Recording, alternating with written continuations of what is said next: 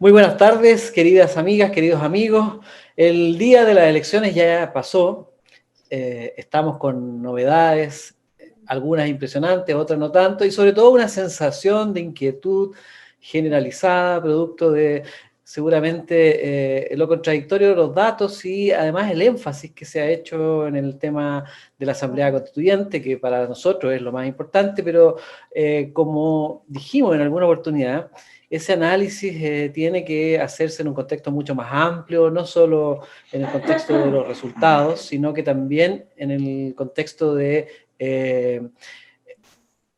el fondo general de las mega elecciones y sus resultados. ¿Cómo estás, Patricio? ¿Cómo te ha ido? ¿Cómo estás, Alejandro? Yo muy bien. Como tú dices, este 15 y 16 de mayo pasado presenciamos una memorable jornada electoral que dejó muchas interpretaciones, proyecciones políticas también.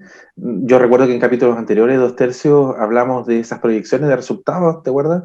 De las estrategias políticas tanto de la derecha, de ir en una sola lista, o de la fragmentación de la centroizquierda, del fenómeno de independientes, del factor Piñera también, que parece, y finalmente parece que la realidad superó la ficción, digamos, de los cálculos. Encontramos diversas interpretaciones de los resultados de las elecciones, particularmente de los convencionales constituyentes, de los gobernadores, de los concejales y alcaldes. Queda la duda, ¿quiénes ganaron, quiénes perdieron o quiénes se transformaron en las figuras emergentes? Es un buen Bueno, tema el que vamos a abordar el día de hoy porque de verdad que son 4 elecciones y cada una tiene resultados distintos. bueno, es muy importante hacer esa mirada porque efectivamente sí, son 4 elecciones y los resultados de cada una de esas elecciones eh, refleja Chiles totalmente diferentes en materia de opción política. Y la pregunta del millón es cómo los mismos 6 millones y algo que fueron a votar terminaron dibujando curvas de opción tan diferentes. Y eso es yo creo que va a ser eh, tema de comentario de los análisis más profundos, de los análisis más serios como los que nosotros hacemos, porque en realidad este tipo de análisis no lo hemos visto aparecer o emerger con claridad hoy día y se ha instalado más bien la emoción, la inquietud, el pánico, el pavor, la alegría, la ufanidad, todas esas cosas se han instalado en torno a los resultados de la constituyente. Pero yo creo que es importante, insistimos, es importante mirar el hecho de que los ciudadanos como que optaron por una apuesta variada en torno a la constituyente, apostaron por un umbral de cambio hacia la izquierda, pero más bien un umbral de cambio hacia los derechos sociales, hacia el discurso de un país más responsable en materia de políticas sociales con la población. Hay una promesa ahí de un Chile más cuidadoso con los recursos naturales, un Chile más cuidadoso con la seguridad social, un Chile más solidario a través de una especie de responsabilidad estatal. Y eso quedó claramente definido, la gente optó por eso.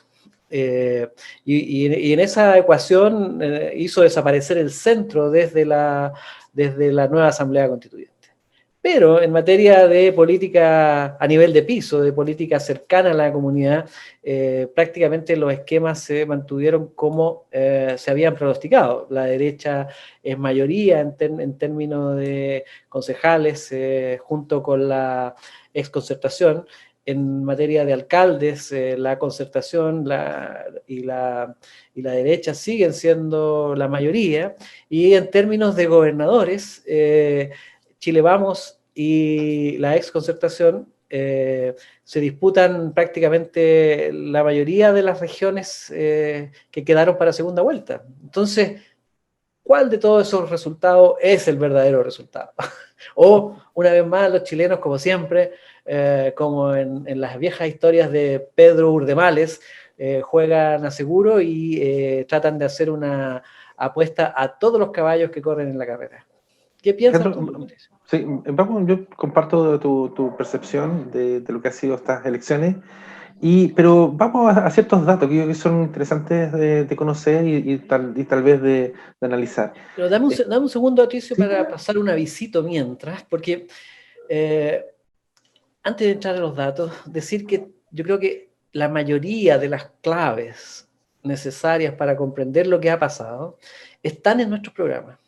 Si ustedes, sobre todo a los auditores que nos han seguido en estos 14 programas, si revisan para atrás, y esa es la magia del Internet, del YouTube, en fin, pueden ver, por ejemplo, que frente a esta opción de las listas unidas y la fragmentación de las listas independientes, nosotros en algún minuto planteamos que la única alternativa que tenían los independientes para ganar era ya no la unidad, porque esa opción la habían dejado pasar, era la participación. Y de algún modo consiguieron un alto nivel de participación en el voto para la constituyente. Pero esas personas que votaron para la constituyente por independientes siguieron votando por alcaldes y concejales de los viejos partidos, de la Nueva Mayoría, de Chile Vamos, y entonces la única explicación que nosotros no la vimos venir, pero que podíamos haberla intuido, no fue la del voto útil, que sí la analizamos, sino que fue la del viejo voto cruzado.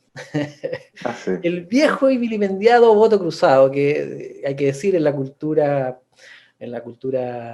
pública, del deber ser en política, siempre se ha despreciado porque es una especie de pillería a la buena fe en política, pero sin embargo yo diría que quizás lo que ha predominado en esta elección ha sido el voto cruzado. Tiene que ver con otro elemento que nosotros también conversamos, el factor generacional. Le dedicamos un capítulo completo, y en este factor generacional, Patricio, yo tengo la impresión de que lo que era tradicional en las elecciones chilenas por mucho tiempo es que los mayores, de algún modo, ordenaban el voto en la casa. El mayor, el papá, el abuelo, qué sé yo, la persona con más autoritas en la casa, planteaba, vamos a votar de esta manera, esta casa va a votar de esta manera. Pero me da la impresión, y los datos así lo están señalando, que se produjo una transacción generacional en la mayoría de los hogares, en que los nuevos actores, los que salieron de la crisálida, los independientes, en fin, negociaron con los mayores el voto. Y una parte de ese voto fue para la propuesta nueva constituyente, y se mantuvo en otros aspectos para la propuesta tradicional de los partidos políticos, sobre todo de los partidos del orden, en materia de cargos de representación local, como las alcaldías y las concejalías. Y así, Sí. una serie de datos, una serie de aproximaciones están en nuestros programas. Por supuesto, nosotros siempre hacemos el esfuerzo de pronosticar, porque una vez que las cosas han sucedido, son muy fáciles de explicar. Y esa es la gracia de ser comentarista del pasado, pero intentar de algún modo predecir el futuro es algo que solo lo puede hacer el tarot para los que creen en esas cosas, o un análisis y una reflexión muy profunda a partir de observaciones, datos y en fin. Y eso es lo que intentamos hacer acá. Ahora sí, Exacto. veamos qué nos Mira, dicen los datos, los sí, resultados. sí, mira, acá hay un dato sumamente interesante que tiene que ver con lo que tú comentabas recién relacionado con la participación, en comparación con lo que fue las últimas votaciones que fueron el plebiscito del año 2020. Esta vez solamente votó el 41,5% del electorado, es decir, 6 millones y tanto. Y eso nosotros lo Eh, dijimos sí. que, y eso lo logramos, eso fue un acierto, en otras cosas nos caímos, pero en eso sí logramos decir que probablemente la participación no iba, con suerte, iba a alcanzar a la anterior. Y también surgen, digamos, por resultados estadísticos, coaliciones o partidos que de alguna manera lideraron, primero por el tema de votantes que tuvieron sus principales preferencias. Vamos por Chile, estamos a Pro Dignidad, la lista del apruebo, en fin, los independientes. Quiero consultarte, ¿qué valoración tú le das al factor emergente de los independientes, al menos en los procesos constituyentes, en la elección de convencional constituyente en estas pasadas elecciones? Bueno, como planteaba recién, yo creo que la mayoría de la población, incluso la población que vota por partidos tradicionales, en materia de constitución, hizo una apuesta fuerte, hizo una apuesta por una constitución radicalmente más progresista. Y en ese sentido, lo que hace es, le da un voto de confianza a estos constituyentes que en general se plantean como independientes, como propuestas jóvenes y como propuestas fuera de los partidos, porque en el fondo lo que hay en materia constituyente es una convicción muy extendida de que los partidos más bien han sido el problema para producir una nueva constitución. Y por lo tanto lo que intenta la mayoría de los votantes es sacar a los partidos de la ecuación, particularmente a los partidos de la ex nueva mayoría en esto, que por supuesto siempre estuvieron en el medio de la discusión y de algún modo salieron muy teñidos como parte del problema y no parte de la solución. Y yo creo que eso explica la baja adhesión hacia esos partidos. Solo mencionar que la democracia cristiana, por ejemplo, tiene un constituyente y medio en la mesa constituyente, en la asamblea. Así que esta apuesta por una constitución más progresista, más esperanzadora, yo creo que está claramente evidenciada en estos datos y eso explica también el vaciamiento o el desfonde, como se ha dicho, de los partidos tradicionales o los bloques tradicionales en materia constituyente, ¿cierto? La única manera, decíamos, de que los independientes logren ganar estas elecciones era que hubiese mucha más participación. Paradójicamente, no hubo más participación. No fue más gente a votar que en el plebiscito, fue menos gente a votar que en el plebiscito, pero la estrategia usada, y creo que es la que funcionó finalmente, es que al interior de los hogares se dieron vuelta muchos votos, o se cruzó mucho voto.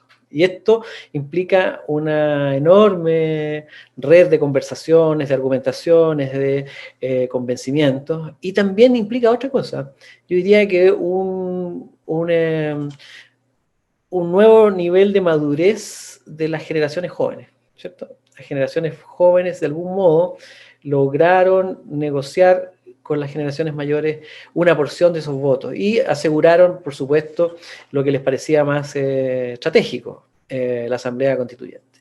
Por ejemplo, si uno mira los resultados a nivel de concejales o de alcaldes, el Frente Amplio y los independientes tienen mínimas cuotas de votos. O sea, el Frente Amplio no tiene más de 11 alcaldes y no tiene más de 50 concejales. Y los independientes muy poco. Y la lista del pueblo no existe prácticamente en esa realidad electoral. Entonces, voto cruzado, apuesta por una constitución radicalmente más progresista. Sí, bueno, tú lo comentaste en capítulos anteriores que también es un fenómeno mundial el tema de la poca participación, pero en respecto de temas que para nosotros son absolutamente relevantes, porque nada más y nada menos que estamos a puertas de la construcción, la elaboración de una nueva constitución política, el tema de la participación siento yo que debería ser muy relevante, pero ¿existe algún riesgo de que una minoría, porque estamos hablando en este momento que una minoría literalmente va a tomar decisiones por una gran mayoría, que somos nosotros? ¿Existe un riesgo en la experiencia política internacional ya de los últimos décadas de que exista eso, o es una tendencia mundial que una minoría termine generando las propuestas políticas o el desarrollo social de una nación en representación, digamos, de toda la nación? O sea, yo quiero insistir que riesgos no hay, porque esta es la minoría más mayoritaria de la historia, digamos, para decirlo en términos reales. O sea, ok, esta es una minoría, esta es una constitución que se basa en un 41% de la representatividad posible, ¿cierto? O sea, es una constitución que va a ser de algún modo generada por la voluntad de 4 de cada 10 chilenos, lo que sin duda históricamente es una enorme diferencia, pero con las anteriores. No obstante, creo que la impecabilidad, porque hay que decirlo también y destacar la impecabilidad de los comicios, es decir, este fue un proceso ejemplar en muchos aspectos, 2 días, eh, eh, casi sin cero conflictos, salvo los típicos curados que llegan siempre a toda elección a dar jugo. No hubo más complicaciones que esas. El sistema de conteo fue bastante fluido, rápido. Ya a las 10:30 de la noche ya estaba todo resuelto y cantado prácticamente en todas las áreas. Ya sabíamos incluso a nivel de concejal eh, qué estaba ocurriendo, o al menos en los locales ya se sabía. Lo que ocurrió y que puede empañar un poco esto, entre comillas, empañarlo porque hay que observarlo, es que los medios de comunicación estaban absolutamente enfervorizados en el rating y hicieron de esto una crónica infartante. O sea, yo no sé, hay que mirar la estadística, pero a más de alguien le dio un infarto producto de la cobertura periodística, ¿cierto? De este juego de quién va ganando, qué sé yo, la hiperdramatización de lo que sucedió y la hiperfocalización en los temas constituyentes. Pero eso es una manipulación de la información. De hecho, por lo menos dos notas freak que generaron, digamos, estas elecciones. Primero, todo el mundo estaba esperando que el presidente saliera con una piñericosa y salió con, ¿no?, con el tema del voto, ¿no? Sí. Sí. Y lo otro En... que fue, sí, y lo otro que fue un dato curioso, que por lo menos acá en los Andes no escuché nada respecto del el quinto voto. ¿Te acuerdas que salió también Sí, como una fake news que estaba circulando un quinto voto? pero Por lo el menos quinto no voto ocurrió. existió, pero fue mínimo. Yo presencié una que dos, otra mesa donde aparecía un voto, pero estaba hablando de uno de 250. Entonces, eh, bueno, esta exacerbación del espectáculo de los resultados, yo creo que todavía tiene consecuencias en el país porque finalmente marcó el día después y los días que siguieron, y lo sigue marcando. Este es un análisis que de algún modo pone paño frío, ¿cierto? Ustedes han visto que eh, los mismos electores definieron 3 países en una elección. Un país muy conservador y muy en la tradición de los bloques antiguos en materia de alcalde y concejales, un país bastante tranquilo en relación a los gobernadores. De hecho, la ex concertación y el Chile Vamos se disputan la Está mayoría de empatado. las gobernaciones, ¿cierto? Sí. Y ya 11 y tiene 11. 2 a su haber contra una, usamos la palabra contra solo para seguir en esta onda de la escenificación de la competencia, que sería el voto, el gobernador del Frente Amplio en Valparaíso. Pero en el esquema de gobernadores la competencia es a la antigua. Y en el esquema de la nueva constitución, la competencia es absolutamente moderna. Entonces, si eso no es esquizofrenia, es un voto cruzado clásico.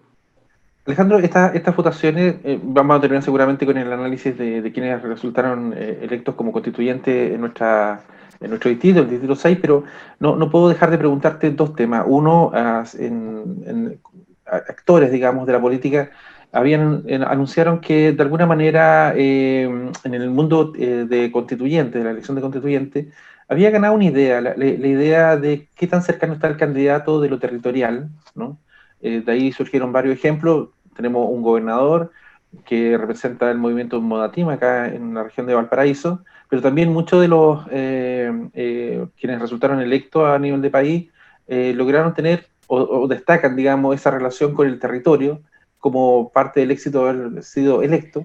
Y lo otro, consultarte, hace un tiempo atrás, estos cronistas de televisión y de la radio habían dado por muerto el Frente Amplio, se demostró en estas elecciones que no estaba tan muerto, y hoy en día dan por muerta la DC, ¿no? Pero básicamente por lo que ha ocurrido en estos movimientos de bajar o subir candidatura a la futura presidencia. En la derecha ha habido también lo mismo de cambio en el espectro de los futuros candidateables. También en el centro izquierda ha ocurrido lo mismo, ha sido fortalecida la figura de Jadwe, pero todas estas percepciones de lo territorial, de que un partido sí, que un partido está en el suelo, que también forma parte de ese espectáculo televisivo que tú mencionabas hace poco. Sí, parto respondiendo por esto último. Efectivamente, y esto es muy importante para nuestros auditores y aquellos que se vayan sumando, en fin, la televisión y las radios de alto rating no son el mejor lugar para seguir y analizar las tendencias políticas o analizar la realidad política. Porque allí lo que se privilegia es el alto impacto, es la impresión, la impresionabilidad de la población se está manipulando y hurgueteando todo el rato. Lo importante es tener al auditor o al televidente en una tensión permanente, al borde del ataque de nervios, porque eso es lo que genera el rating, y por lo tanto la televisión, para lograr eso, lo que hace es polariza al máximo y terminamos teniendo un bloque, por ejemplo, como es el bloque del PC, que tiene 9 alcaldes a lo largo del país, muy pocos concejales, apareciendo como el malo hegemónico de la película, siendo que no son ni malos y mucho menos hegemónicos. O sea, no lo pueden ser con esa cantidad de representatividad. En este duelo o en este casi triángulo duelístico, hubo una gran perdedora que fue la abuela, ¿cierto? Con su abuelo gobernador, que significó de algún modo la caída estrepitosa, no final, porque no, nadie muere en política, y en el espectáculo de la política nadie muere, todos caen y van a la UTI como máximo. Entonces, pero bueno, la opción de Giles salió muy golpeada de esta elección porque habían apostado todo a la gobernación de Santiago, pero eso es la política espectáculo.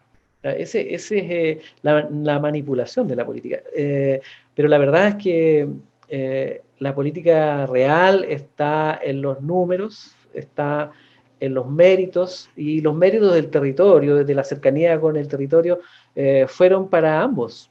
O sea, alcaldes y concejales que ganaron estas elecciones, que en su mayoría son de la ex concertación del Chile Vamos, estaban ahí en el territorio. Y los nuevos constituyentes, independientes, ex independientes, de listas complejas, de listas simples, en fin, también hicieron un despliegue territorial, pero yo me inclino a pensar, porque ambas cosas por separadas no explican este fenómeno del voto cruzado. Lo que yo tiendo a pensar, y en esto arriesgo demanda, es que hubo una colusión, en el buen sentido de la palabra en este caso, en los hogares. De algún modo, la familia como que le adelantó la herencia política a los jóvenes, le dijo, ya saben que este país es de ustedes en el futuro, también ahí tiene su porción de confianza política y vamos a apoyar tu opción. La opción del joven de 20, del universitario, del poblador, de los niní, que yo creo que harto que influyeron en esto.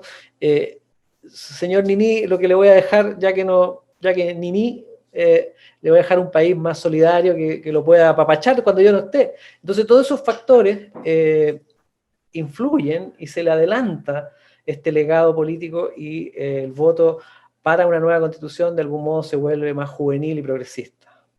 Pero en las otras áreas del alcalde, del día a día, de los problemas siempre acuciantes de la pequeñez del barrio, pequeñez entre comillas, pero para la gente es muy importante, quedó en manos de los mismos administradores de siempre, ¿cierto? Sí. Y eso es lo que, a mi juicio, hay que ver. Por supuesto, vamos a hablar de esta elección muchos años más, pero dejamos asentada nuestra posición. Voto cruzado y una herencia política adelantada para los jóvenes, sobre todo para este sector de los jóvenes que estuvieron en la burbuja mucho tiempo, que bueno, ya están grandecitos ya, pues estamos hablando de 30, 40 años, y por lo tanto algún voto de confianza en el seno de la familia había que darles, digamos. Y así estamos. Sí. ¿Ah? Nos quedan algunos minutos, pero conversemos sobre quienes resultaron electos en el Distrito 6 como convencional constituyente. Está Carolina Vilches, que representa a Modatima, una relación muy cercana con quien resultó electo, tuvo 19.000 votos, y le acompañó también María Cerey. Pero habíamos conversado en la pauta de reunión que se dio un fenómeno curioso a nivel nacional. Cerca del 49% de quienes resultaron electos en esta convención constituyente son abogados, pero después viene un grupo muy grande que es de profesores, y después se desgrana en otras profesiones. Habíamos indicado que las preferencias en un programa anterior que desarrollamos en 2/3, que las personas se inclinaban por personas que de alguna manera tuvieran un título profesional universitario. Y aquí en la zona está, por ejemplo, Carolina Vilches, me parece que es abogada, Mariela Cerey, que es profesora, Lisette Vergara, profesora de historia, está Ruggiero Cosi, que es abogado, Claudio Gómez, que es el único representante, por lo menos acá, que ubicamos y que conocemos acá en el Valle de la Concagua, abogado, Gianni Menezes, trabajadora social, Miguel Boto, ingeniero comercial. Sacaron buenos porcentajes. La Carolina Vilches, el 18,5% de votación. La lista, la La lista. lista. Sí, la lista de ellos. ¿Qué te genera esta percepción de... Bueno, solo puntualizar, Atricio, que vamos a hacer una rápida clasificación. La lista de la prueba de dignidad, ¿cierto?, de Carolina Vilches fue la lista más votada, está en el primer lugar con más de 60.000 votos, ¿cierto? Luego le sigue la lista del pueblo, que sacó a 2 representantes, uno arrastrado, ¿cierto? O sea, Cristóbal Andrade, sí. claro, en este proceso constituyente hay al menos dos representantes que son arrastrados en el término por el sistema de arrastre, ¿cierto? Que sería Cristóbal Andrade, ¿cierto? Y Marcela Cerey. Y en el caso de Miguel Boto, es un caso más simpático todavía, porque él es producto de la corrección de género. Claro. Entonces, a él le correspondió, o sea, cuando quedó claro que había que aplicar el sistema de igualación por género, empezaron a correr las listas, cuál es la lista más votada y cuál es el primer hombre de esta primera lista más votada. O sea, en ese orden hipotético, le tocó a Miguel Boto ser elegido constituyente, y de esa manera se equiparó por género, porque en esa lista, la lista de Independientes por la Nueva Constitución, que tiene un 9%, había mujeres que tenían muchos más votos que Miguel Boto, que tiene un 1,1% de la votación. Entonces, bueno, aquí tenemos entonces constituyentes en promedio, los constituyentes que más votos sacaron individualmente sacaron 3%. 3%. Por ejemplo, Lisette Vergara tiene 3,4%. Eso es su cuota personal de votación. La lista le aportó mucho más. La lista de Lisette Vergara entonces tiene un 16,5%. Y eso le permitió, dijimos que las listas que iban a meter constituyentes eran aquellas que tuvieran más de 13%, 11%, según los cálculos que se hacían. Así que así están las cosas. Entonces tenemos un número importante de constituyentes en la región, que son más bien del mundo independiente o de la lista del pueblo. La lista del pueblo nosotros la vimos venir, ¿cierto? Vamos a hablar la próxima semana seguramente de ello. Yo quiero cerrar el programa, nos queda un minuto, diciendo que yo creo que a partir de la próxima semana o un poco más, ya no deberíamos nosotros hablar de los números. Estos días son para hablar de los números, los bloques, porque sobre todo en el ámbito de los constituyentes hay que tratarlos persona a persona, ni siquiera por bloque, ¿cierto?